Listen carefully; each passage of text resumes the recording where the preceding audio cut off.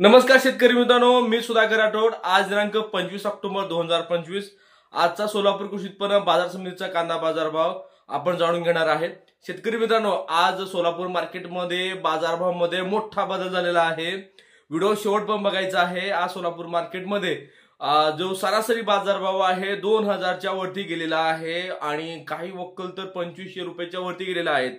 ही बातमी खोटी नाहीये शेतकरी मित्रांनो। आज सोलापूर मार्केटमध्ये मोठा बदल झालेला आहे। आज सोलापूर मार्केटमध्ये 90 गाड्यांची आवक आहे, त्यापैकी 7 गाडी ही पांढऱ्या कांद्याची आहे। जवळजवळ 15 ते 20 गाडीच्या दरम्यान नवीन कांद्याची आवक आहे। ही परिस्थिती सोलापूर मार्केटची आहे। परंतु आज सोलापूर मार्केटमध्ये एकंदरीत बाजारभाव वाढ झालेला आहे। मागच्या मी मोठ्या एका व्हिडिओमध्ये सांगितलं होतं की ऑक्टोबरच्या शेवटपर्यंत बाजारभावामध्ये 2 ते 3 रुपयाची सुधारणा नक्की होणार, तर त्याची सुरुवात कालपासून सुरुवात झालेली आहे। शेतकरी मित्रांनो, आज सुद्धा सोलापूर मार्केटमध्ये तेजीचा बाजारभाव आहे। आणि शेतकरी मित्रांनो, आज सोलापूर मार्केटमध्ये जे काही बाजारभाव आहे आपण ते व्यवस्थित सांगणार आहे, तर व्हिडिओ शेवटपर्यंत बघा।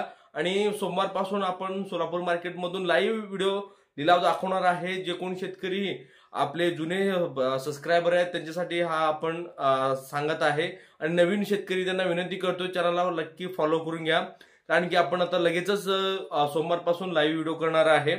आणि शेतकरी मित्रांनो, आज सोलापूर मार्केटमध्ये काही वक्कल असे आहेत ते 2800 रुपयापर्यंत गेलेले आहेत। 2600, 2700, 2500 असे एक एक वक्कल गेलेले आहेत।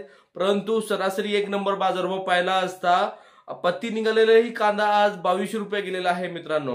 म्हणजे सरासरी एक नंबर जो बाजारभाव पाहिला असता तर 2000च्या वरती गेलेला आहे। 2 नंबर बाजारभाव पाहिला असता 1800 ते 1800 ते 2000 रुपये।